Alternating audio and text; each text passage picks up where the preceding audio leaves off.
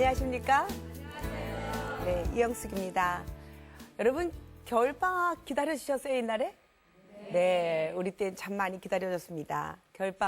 방학을 이용해서 무엇인가 준비하고자 하는 그런 아이들도 늘어나고 또 학부모님들도 이번 방학에는 무엇을 해야 될까 굉장히 많은 어려움들을 갖고 있는 이 시대인데요.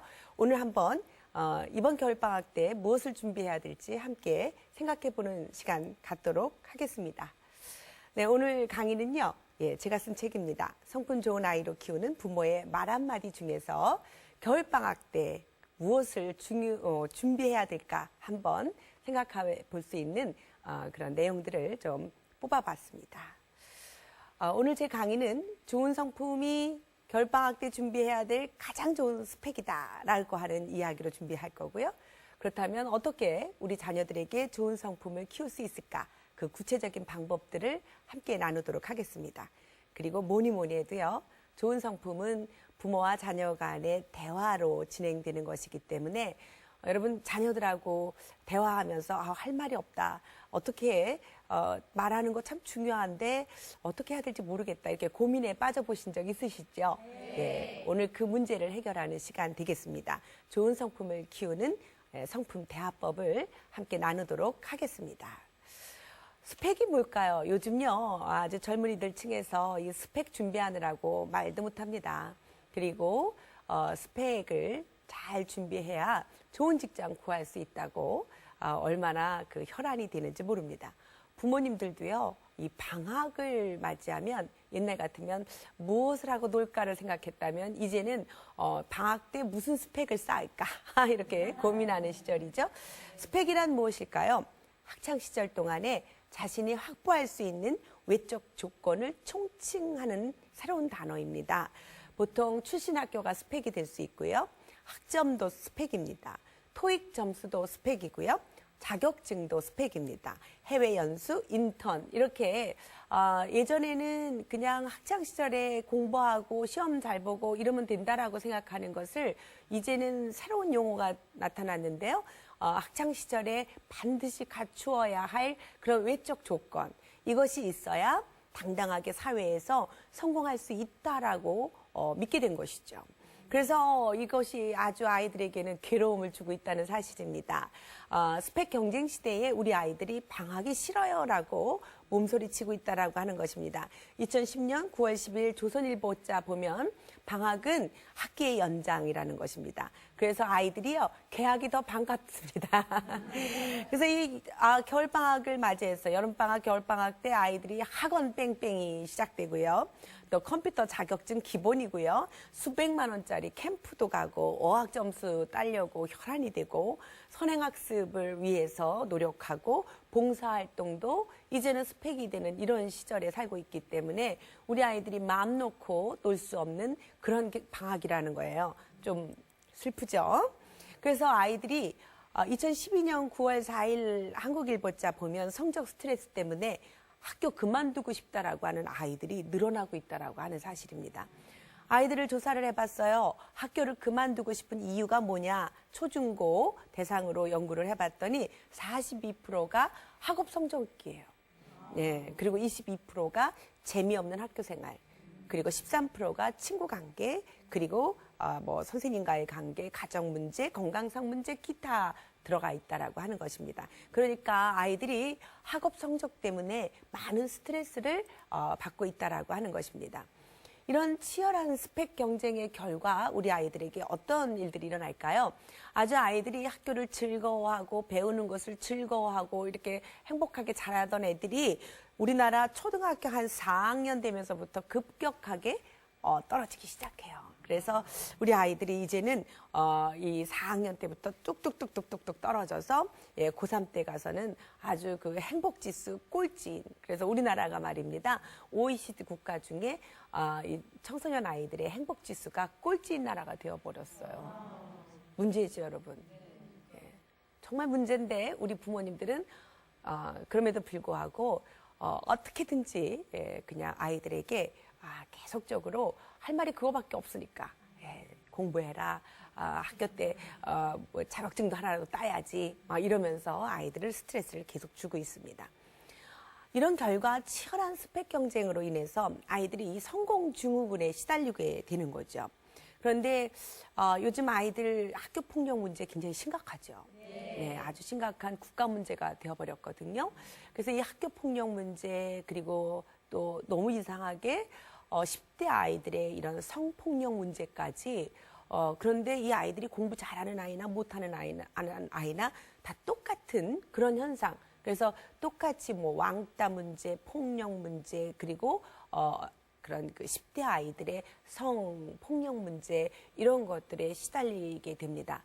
이런 일들이 벌어지면 이게 도대체 무슨 문제냐? 뭐 인성교육의 부재다 뭐 이런 이야기 하지만 사실은 그 아이들의 마음속에 이런 치열한 스펙 경쟁이 원인이 되는 것입니다. 아이들이 이런 성공 증후군에 시달리면 이런 4가지 증세가 나타난다고 연구 발표가 되어 있는데요. 첫째는 너무나 거만해지기도 해요. 그리고 어느 때는 그 외로움의 고통으로 시달리기도 하고요. 그리고 모험적인 그런데 이런 파괴적인 모험, 건강한 모험이 아니라 파괴적인 모험을 추구하고요. 그리고 그 간음을 하는 증세가 나타난다라고 해요. 그러니까 이 문제는 전반적으로 우리 사회에 펼쳐져 있는 그런 성공 증후군에도 연결이 되어 있는 것입니다. 이 하버드 의대 심리학자 스티븐 버글레스 교수가 이야기했어요. 엄청난 성취감을 얻었다 하더라도 그것을 지탱할 기본적인 성품이 없으면 파멸로 향하게 된다라고 하는 거예요. 그러니까 우리 부모님들이 한 번쯤 멈추고 생각하셔야 되는데 우리가 아이들에게 계속 성공해야지만 살 수 있다라고 이야기를 할 때 그게 기본적으로 그 성공을 유지할 수 있는 그런 기본적인 성품이 준비되어 있지 않다면 이 아이들은 결국 어떻게 됩니까? 예, 이 아이들은 이런 4가지 현상으로 시달리게 되는 거죠. 그래서 결국 우리들은 이렇게 얘기할 수 있어요. 좋은 성품이 가장 좋은 무엇입니까? 스펙입니다. 그랬어요. 여러분 학교 다닐 때 우리 자녀들이 학교 다닐 때 가장 좋은 스펙으로 좋은 성품을 준비할 수 있는 앞서가는 부모님 되시기 바랍니다. 그러면 성품이 도대체 무엇일까요? 예, 성품은 저는 이렇게 정의를 내렸습니다. 한 사람의 생각, 감정, 행동의 총체적 표현이다. 예. 한 사람의 생각, 감정, 행동의 총체적 표현. 그러니까 여러분 성품은 눈에 보이지 않는 게 아니에요. 성품은 눈에 보이는 것입니다. 생각으로 보이고요. 감정으로 표현되는 것이고요. 행동으로 표현되는 것입니다. 그런데 이것이 가장 중요한 스펙인데 우리는 그동안 이 성품이 눈에 안 보인다고 생각했기 때문에 어떻게 성품을 가르쳐야 되는지 몰랐고 또 우리 청소년 시절이나 또 대학 시절에 또 중고등학교 시절에 어떻게 이 좋은 성품을 갖춰서 당당하게 사회에 내보내야 될지 우리 부모님들이 생각하지 못했거든요. 자, 그래서 우리가 도대체 그럼 좋은 성품이 스펙이라면 좋은 성품이 도대체 무엇이란 말입니까? 그것은 갈등과 위기의 상황에서 더 좋은 생각, 더 좋은 감정, 더 좋은 행동, 이것으로 문제를 해결할 수 있는 능력을 갖게 해주는 것입니다. 요즘 우리 자녀들에게 모든 걱정, 근심, 걱정하지 마. 엄마가 해결해 줄게. 그런데 그게 됩니까? 아이들이 학교에 가서 시달리는 수많은 스트레스들에 아이들이 시달리게 되면 그것을 어떻게 하면 더 좋은 방법이 있는지 생각하지 못하고 우울하고 좌절하고 결국은 자살하고 많은 이런 일들이 막 일어나고 있는 게 우리나라 현 시절입니다. 어떤 그 보고에 이렇게 말합니다. 하룻밤 자고 일어나면 우리나라 청소년 아이들이 하루에 45명씩 이렇게 자살을 하고 있다라고 하는 그런 연구 결과가 나오는데 이거 큰 문제 아닙니까? 예, 그렇다면 결국 이런 일이 벌어질 때마다 뭐가 문제냐고 우리 사회는 들끓습니다. 예, 그런데 바로 이런 전반적인 원인으로 볼 때 좋은 성품이 부족입니다. 아이들이 어떻게 성장하면서 갈등이 없을 수 있나요? 위기가 없을 수 있나요? 다 있죠. 여러분도 갈등 있고 위기 있죠? 네. 여러분 학교 생활에서도 그런 어려움들 겪고 사셨죠? 네. 그렇다고 다 자살하나요? 아니에요. 근데 우리 아이들이 극단적인 그런 그 결정을 하는 데는 뭐가 부족한 겁니까? 좋은 성품이 부족한 것입니다.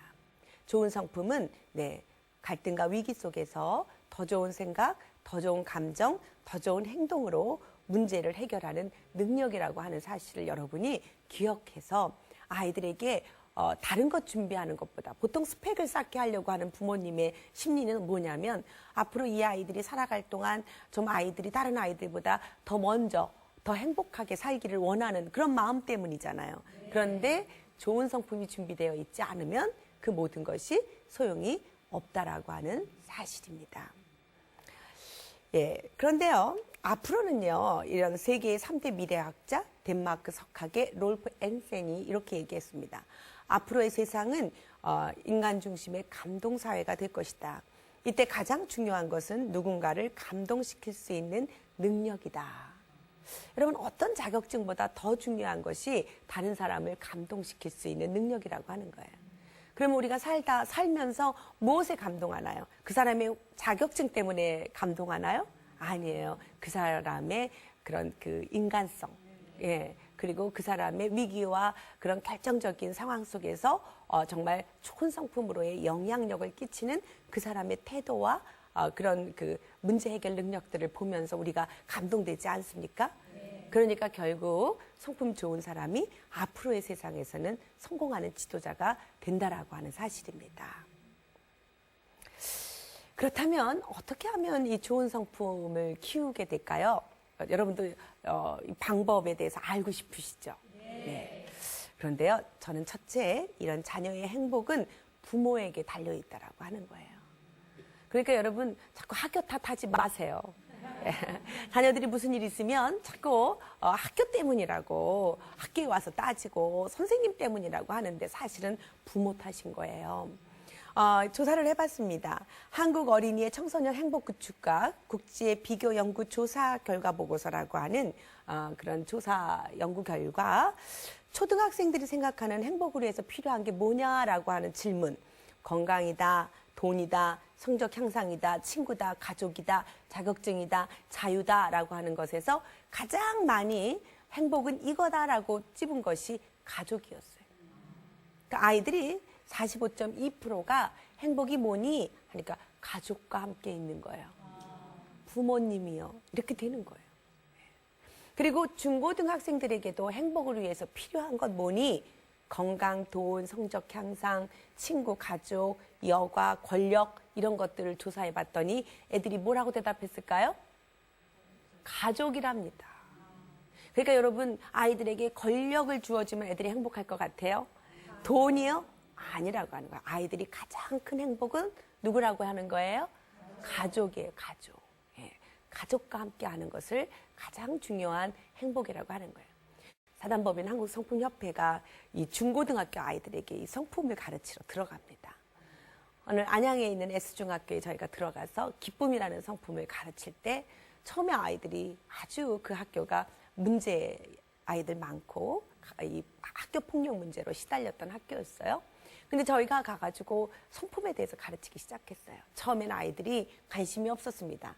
얘들아 성품이 뭔지 아니? 그랬더니 애들 하는 소리가 성인용품이요 막 이래가지고 예, 아주 정말 웃지 못할 일들이 일어나기도 했었습니다. 그러면서 아이들이 강의를 하거나 성품 교육을 시작하려고 그러면 이렇게 엎드려서 잠을 자고 뭐 이랬답니다. 그랬는데 아이들에게 이렇게 얘기했어요. 네가 좋은 성품으로 변하면 네 엄마가 바뀌어. 그랬더니 애들이 눈을 똑바로 뜨고 정말요 하는 거예요. 여러분 아이들이요 우리 엄마 바뀌기를 그렇게 원하는 거예요. 네가 바뀌면 너의 아빠가 바뀌어. 내 주변이 바뀌어. 그러니까 애들이 눈을 그때부터 띄기 시작해요. 반짝반짝. 그리고 배우기 시작합니다. 저희가 이 연구 8주를 그 성품교육을 받기 전과 후를 조사 연구를 했는데요. 아이들이 그 8주 전에 기쁨이라는 성품을 받기 전보다 8주 동안 기쁨의 성품을 교육받고 난 후에 자존감이 높아지고 관계지수가 높아지고 네, 주관적 행복지수가 높아진다라고 하는 연구 결과를 얻을 수가 있었어요. 근데 그 아이들이 그렇게 열심히 성품 교육을 받게 된 동기가 뭐냐면 내가 바뀌면 우리 가족이 바뀐다. 그렇게 좋아하더라고요. 그런데 우리 부모들은요. 자식만 바뀌려고 그래요. 그죠? 예. 너 빨리 바꿔야 된다고 소리칩니다. 그런데 우리 아이들은 네. 자기가 바뀌면 부모님이 바뀔 것을 고대하고 있는 거예요. 그러니까 여러분이 먼저 바뀌시면 됩니다. 그러니까 방학 때 아이들을 어떻게 해보려고 노력하시기 전에 방학 때 나부터 바뀌자 이러시는 게 순서라고 저는 생각합니다. 그러면 어떻게 아이들하고 좋은 성품을 키울 수 있을까요? 저는 대화라고 생각합니다. 아이들 방학 때 학교 안 가고 집에 있을 때 그때가 기회예요. 가족과 함께 있을 때 부모와 함께 가정에서 대화를 가르치고 대화를 해보는 겁니다. 그래서 우리가 이렇게 어떻게 이 좋은 성품을 그런 가르친단 말인가. 우리 한국의 부모님들은 무엇인가 가르쳐야 된다 그러면 학원 보낼 생각해요. 어디 학원 보낼까? 어디 학원. 그래서 자꾸 학원 뺑뺑이 보내야 된다고 생각하는데 좋은 성품은 모델링을 통해서 배우는 거예요. 그러니까 우리 부모가 먼저 좋은 성품 갖고 있으면 그 성품이 흘러내려가서 우리 아이들에게 좋은 성품이 흘러내려가는데 우리가 그것을 부모가 하려고 하는 생각은 잊어버리고 돈만 대주면 된다고 생각하는 게 가장 큰 문제예요. 여러분, 아이들과 함께 대화를 시작해 보시기 바랍니다. 대화는 바로 나의 생각을 전달해 주는 시간, 나의 애정을, 나의 생각들, 사상들을 전달해 주는 인간관계의 핵심적인 요소가 되는 것입니다. 이렇게 될 때 앞으로 기대되는 자녀 역할에 대한 것들을 아이들에게 그 기대감을 연결해 줄 수 있고요. 자아 정체성이 형성이 돼요. 그래서 부모하고 대화를 많이 하는 아이들이 자존감이 높아져요. 왜냐하면 나를 거들떠보지도 않는다라고 하는 그런 존재감을 갖고 있는 애들보다 엄마 아빠가 나랑 대화하는 걸 좋아해. 내가 한마디만 하면 엄마 아빠가 왜 그러니 하고 집중해서 쳐다보는 그런 가정이다. 이런 확신들이 아이들이 굉장히 안정감 있게 큰다는 것입니다. 도덕성이 발달해요. 인간성이 여기서 발달하는 것입니다.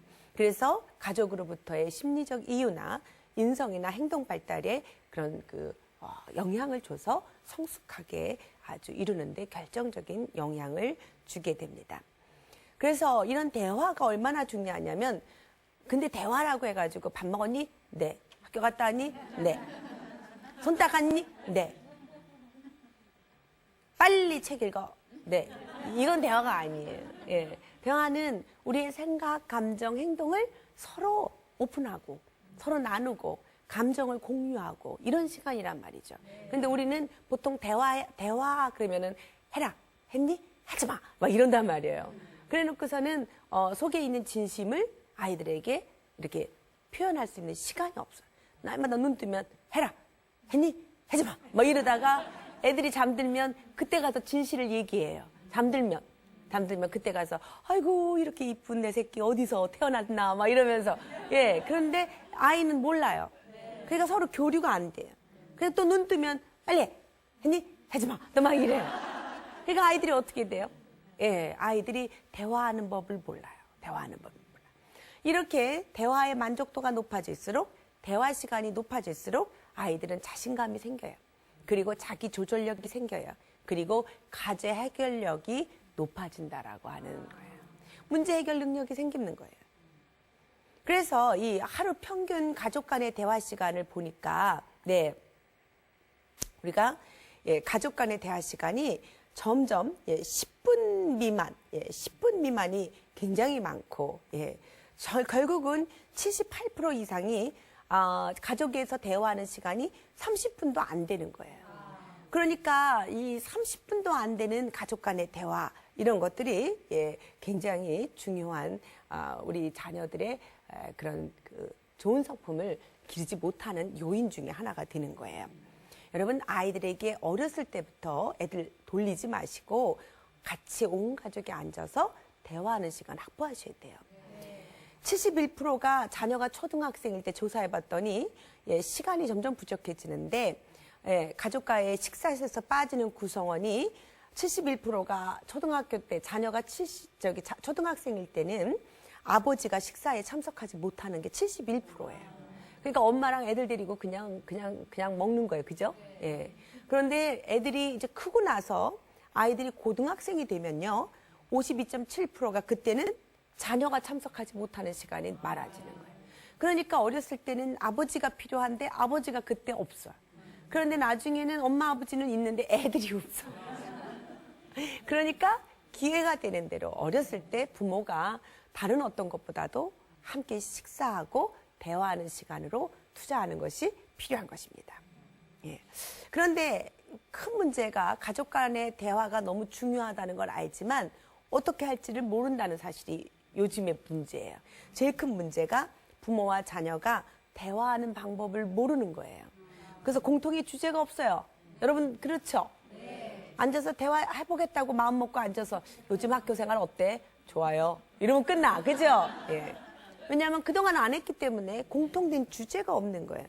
그런데 문제는 대화 중에 TV를 시청하는 부모가 늘어나. 가족들이 늘어나요. 여러분 가족이 딱 밥 먹고 함께 할 때는 뭐를 꺼요? TV를 끄세요. 그리고 요즘요 대화 중에 스마트폰 사용하는 가족이 그렇게 많다는 거 아닙니까? 저희가 외식을 이렇게 그 레스토랑 갔는데 이쪽이 엄마 아빠 이 아들 하나 있는 집인 것 같아요. 아빠는 밥을 먹고 있고 엄마 스마트폰 하고 있고 아이가 이쪽에서 스마트폰 하고 있고 아빠는 이쪽 보고 있더라고요. 그런 경우 흔하죠. 네, 이게 문제예요. 정말 그 식사할 때라도 어떤 일이 있었는지를 대화하고 그렇게 화기애애하게 가족애를 해야 되는데 스마트폰 진다.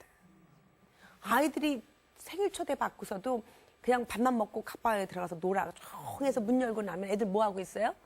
스마트폰으로 각각 게임하고 있어요.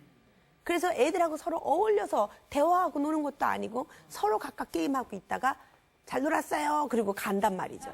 뭘 놀긴 뭐 놀아. 그죠? 예, 이게 문제, 그죠? 네. 그래서 아이들이 무슨 말을 해야 될지 모르겠어요. 이렇게 말을 한다는 거예요. 길이 없어요, 지금. 이게 아주 심각한 문제인 거예요. 자, 그렇다면 여러분, 오늘 저는 어떻게 하면 좋은 성품을 키울 수 있을까? 그 키를 가지고 나왔어요. 저도 아들을 3 키웠거든요. 그래서 저도 어린 시절 아이들, 특히 아들만 3을 키웠어요. 그래서 이 아이들하고 어떻게 대화를 할 것인가 얼마나 고민이 되었는지. 그래서 저도 말입니다. 대한민국 엄마들 한 것처럼 우리 큰아들 많이 희생했어요. 공부해라. 할 말이 없으니까 그것만 하는 거야. 그래가지고 저희 큰아들하고 완전히 원수처럼 됐다니까. 예. 그래서 제가 그 아이랑 다시 화해하고 그러고 나니까 아이가 공부 잘해. 여러분 그냥 원수 되면 공부 안 돼요. 여러분이 그냥 아무리 잔소리해도 애들이 되는 줄 아세요? 안 돼요. 그래가지고 제가 이제 아이를 그때부터 성품을 가르치면서부터 저희 그다음부터는 공부하라 소리 안 하기로 하고 아이들에게 좋은 성품 가르치기 시작해요. 그래서 제가 성품을 가르치게 된 거예요. 아이들을 보니까 아이들에게 책임감 안 가르치면 공부 못해요. 책임감이란 내가 해야 할 일이 무엇인지 알고 끝까지 맡아서 잘 수행하는 태도. 이런 거 없으면 내가 해야 할 일이 뭔지도 모르는 애가 어떻게 공부하겠어요. 절제란 내가 하고 싶은 일보다 하지 않으면 안 될 일을 하는 것. 그런 일을 선택해서 꼭 해야 할 일을 하는 능력이 없으면 아이들이 학업 능력 갖출 수가 없어요. 근데 우리는 밑 빠진 독에 물 붓는 것처럼 무조건 공부하라고만 얘기를 한다는 거예요. 그러니까 자꾸 관계만 이렇게 나빠져요. 그래서 제가 책임감 가르치고 절제 가르치고 인내란 좋은 일이 이루어질 때까지 불평 없이 참고 기다리는 거. 이런 거 안 가르치면 아이들이 끝까지 공부 못해요. 그런 거 가르치니까 아이들이 그때부터 공부하기 시작하더라고요. 그래서 제가 이런 것을 담아서 책을 썼어요. 성품 좋은 아이를 키우는 부모의 말 한마디. 그랬더니 제가 우리 아들 보고 그랬어요. 엄마가 이 책을 쓸 때 네 이야기 좀 써도 될까? 라고 했더니 우리 아들이 생각해보고요. 그러더니 생각을 했나 봐요. 하루 있다가 저한테 와서 쓰세요. 단 조건이 있습니다. 그러더라고요. 그래서 무슨 조건? 그랬더니 이 아이가 이러더라고요. 세상의 모든 부모님들의 잔소리로는 자식이 요만큼도 바뀌지 않습니다. 이걸 한 바닥 쓰고 자기 얘기를 쓰라고 그래요. 그래서 제가 그렇게 약속을 지켰어요. 부모들의 잔소리로는 자녀가 요만큼도 바뀌지 않습니다. 그래서 저도 이제 고민을 하면서 우리 자녀를 성품 좋은 아이로 키우는 그 목표를 향해서 키워보면서 좋은 성품을 키우는 성품 대화법을 개발하게 된 거예요. 자, 이제부터 어떻게 가르칠 수 있을까? 자, 성품 대화란 무엇일까요? 대화를 통해서 한 사람의 생각, 감정, 행동에 영향을 끼쳐서 더 좋은 성품으로 표현되도록 돕는 대화가 성품 대화예요. 여러분 오늘부터 말할 때, 여러분 방학 때 빨리 일어나! 이런 얘기 딱 하기 전에 내가 이렇게 말하면 우리 아이 생각이 바뀔까? 이렇게 말하면 우리 아이 감정이 더 행복한 감정이 될까? 내가 이렇게 말하면 우리 아이 행동이 바뀔까? 이 생각을 한번 하고 말해야 돼요. 그러니까 이렇게 말하라 그랬더니 일주일 있다가 이 성품대화법 저 수강하시는 어머님들이 오셔서 그렇게 해보려고 했더니 말 한마디 할 게 없더랍니다. 여러분 그렇죠? 우리 말이 너무 잔소리로 일관돼 있어요. 명령, 강요, 지시, 설득, 훈계, 그죠? 네. 그렇게 해서는요, 아이들에게 좋은 성품을 기를 수가 없어요. 여러분들이 오늘부터 말씀하시기 전에 생각해 보시는 겁니다. 그렇다면 저는 이제 이 성품 대화의 기술 어떻게 할까요? 먼저 성품은 아까 뭐라 그랬어요? 저 좀 따라해보세요. 생각, 감정, 행동, 표현. 네, 생각의 표현, 감정의 표현, 여러분 모든 행동의 표현이에요. 예.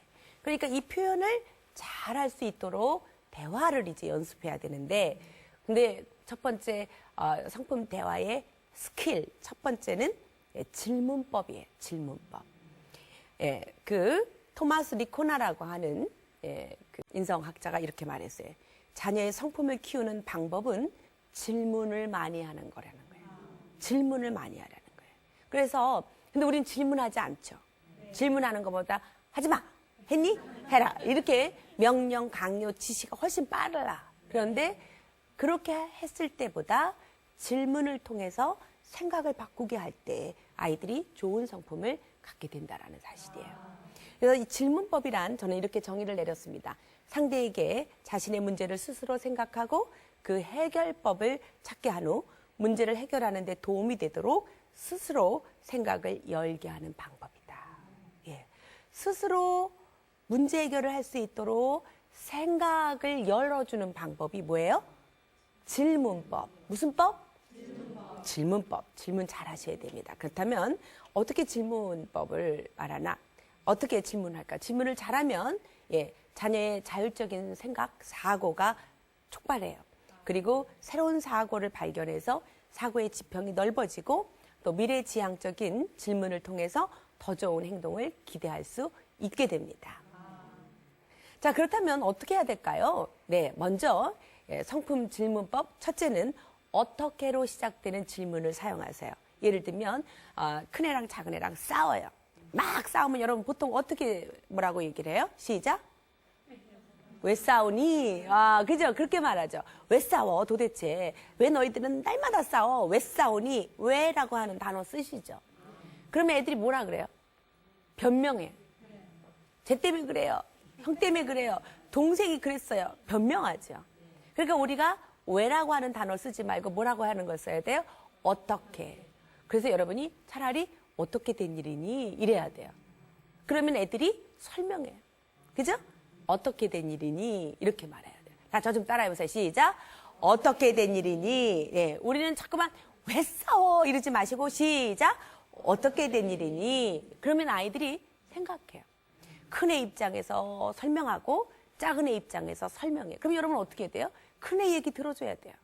그랬구나. 동생이 네가 애써서 만든 레고를 동생이 발로 밟아서 속상했겠네. 그죠? 예. 그러면 동생은 뭐라 그래? 동생은 지도 생각이 있잖아. 나도 갖고 싶었단 말이야. 그렇게 말해요. 그러면은 그랬구나. 네가 갖고 싶었는데 형이 못 갖고 놀게 해서 속상했니? 그죠? 예. 그러면 이제 그 다음 질문하면 되는 거예요. 또 질문하는 거예요. 큰애한테. 그렇다고 말 못하는 동생을 때리는 게 네가 할 수 있는 가장 좋은 일이었니? 그죠? 또 질문해. 그러면은 아이가 생각하잖아요. 근데 우리가 뭐라 그래? 잘해서 잘못했다. 그러면 아이가 아니요.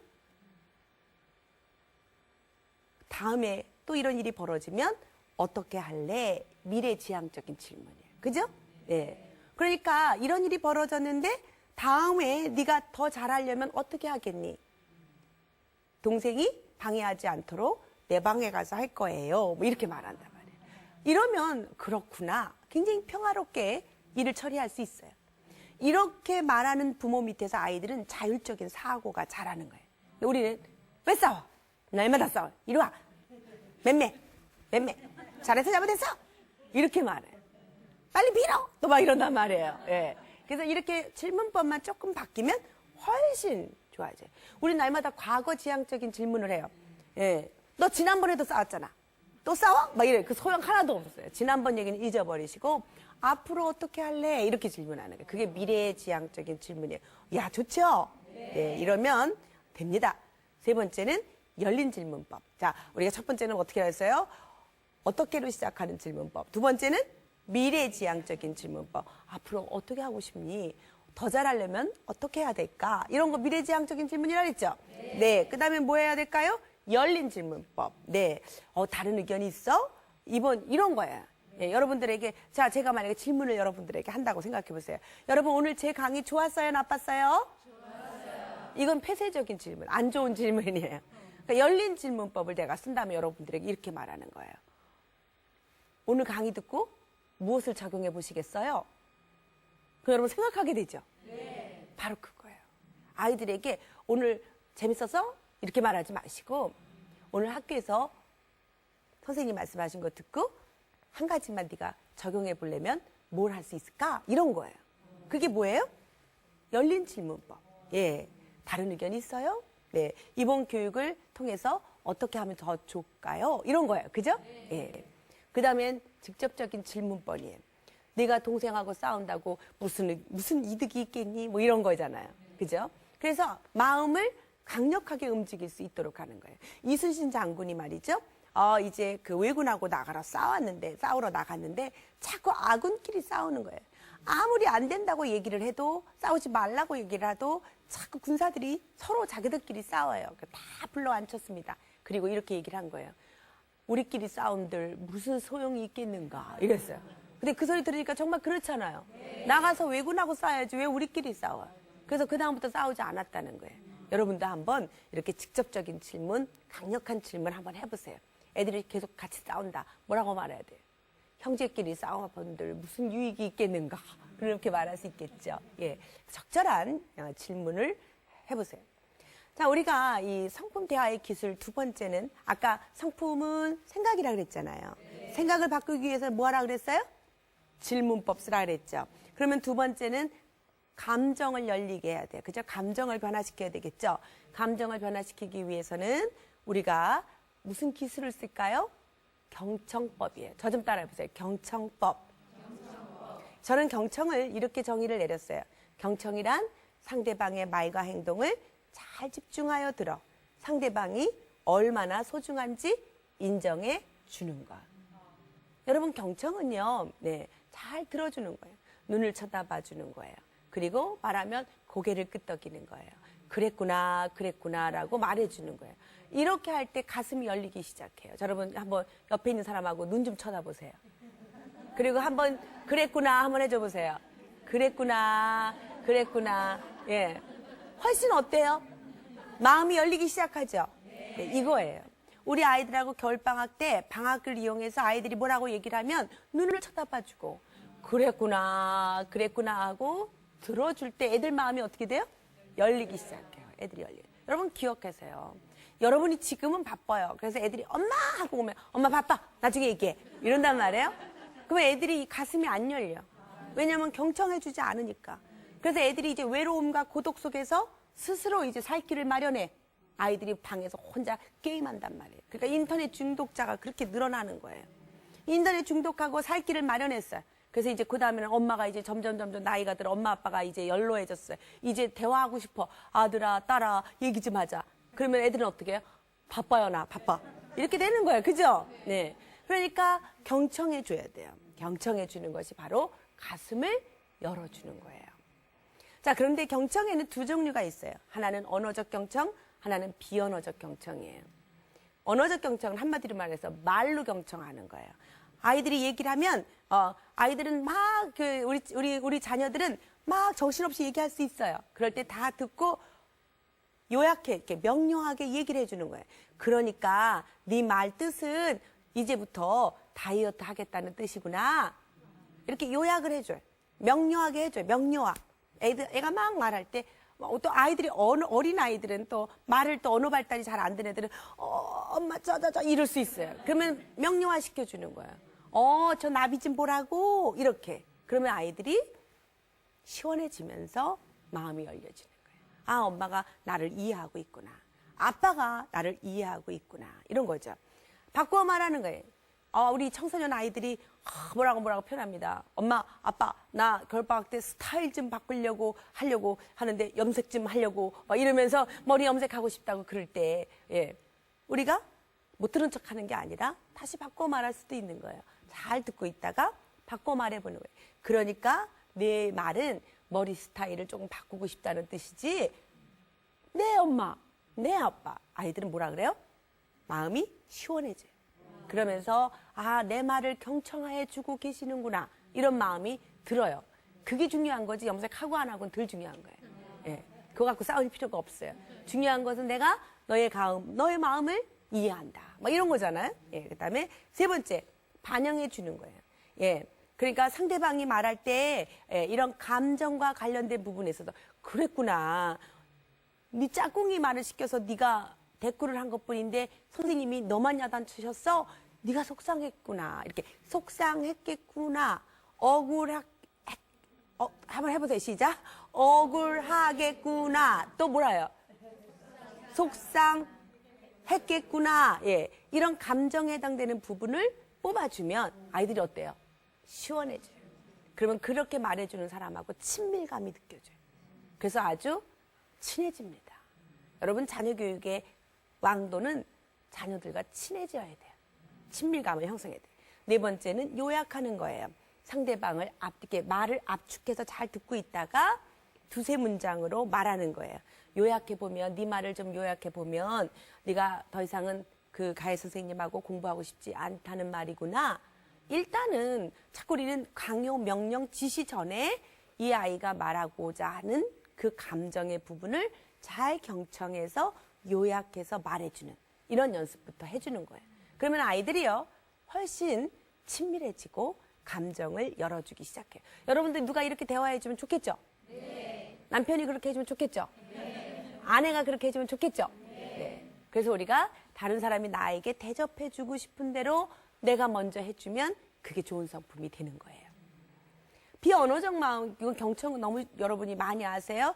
개방적이고 열린 마음으로 보여줄 수 있는 자세로 엄마, 아빠 그러면 왜 그러니? 하고 이렇게 열린 마음으로 아이들에게 이렇게 보여줘야 되는데 우리는 어떻게 해요? 가면서 말해. 내 말 좀 들어주세요. 보고 있어, 듣고 있어. 귀로 듣지? 눈으로 듣나? 네. 근데 경청은요 눈으로 듣는 거예요. 쳐다봐줘야 되는 거예요. 예. 그러니까 여러분, 그 아이들에게 앞에서 부부가 말입니다. 여보, 우리 오늘 애들이 어쩌고저쩌고 하는데 아빠가 자꾸 텔레비만 보고 있어요. 그러면은 엄마가 마음이 어때요? 당신 내 말 들어요, 안 들어요? 듣지, 귀로 듣고 있지, 눈으로 듣나? 말해요, 듣고 있어. 이러잖아요. 경청이 아니에요. 마음이 안 열리잖아요. 그런 모습 보면 마음이 상하잖아요. 그죠? 그 모습 보고 있으면 아이들도 그대로 배워. 그러니까 부부가 먼저 어떻게 해야 돼요?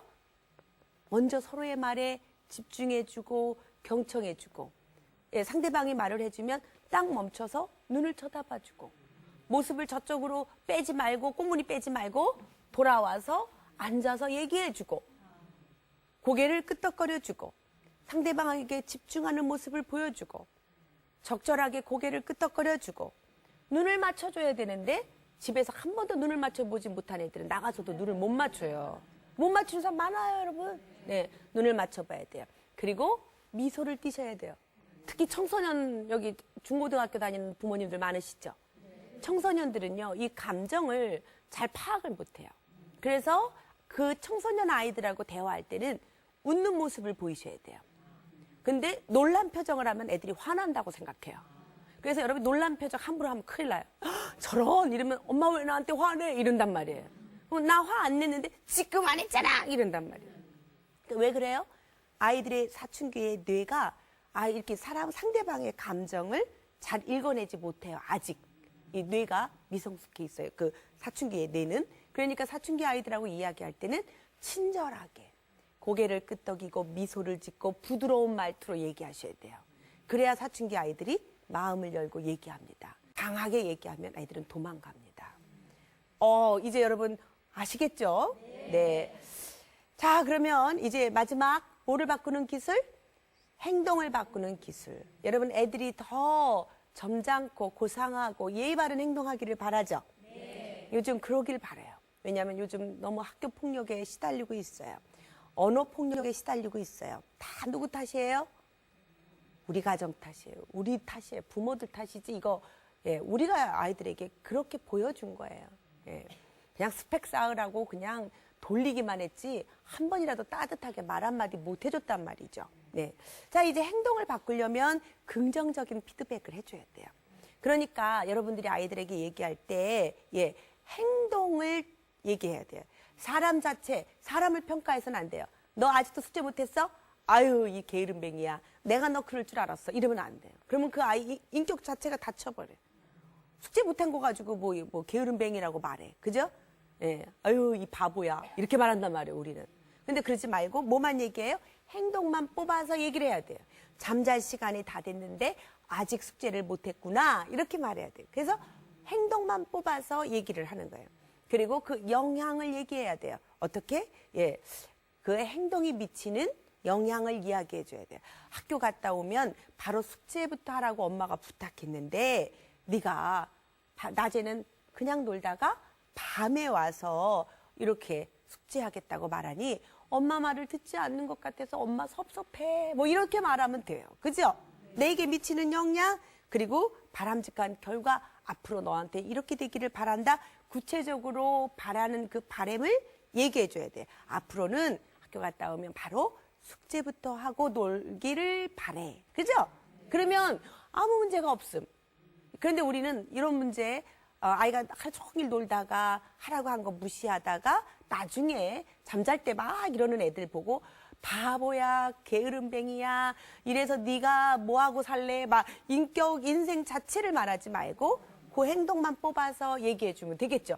쉽죠, 여러분? 네, 이게 바로 긍정적인 피드백을 하는 요령이에요. 네, 성품 칭찬해 주셔야 돼요. 아이들의 행동을 바꾸려면 칭찬해 주셔야 돼요. 여러분, 나무를 보세요. 나무가요, 햇빛이 비치는 쪽을 향해서 모양이 바뀌어가죠. 그래요. 그러니까 여러분, 아이들에게 꾸중하고 야단치면 행동이 바뀔 것 같으죠? 안 그래요. 칭찬해야 바뀌어요. 뭘 해야 바뀌어요? 네, 성품 칭찬을 해주셔야 돼요.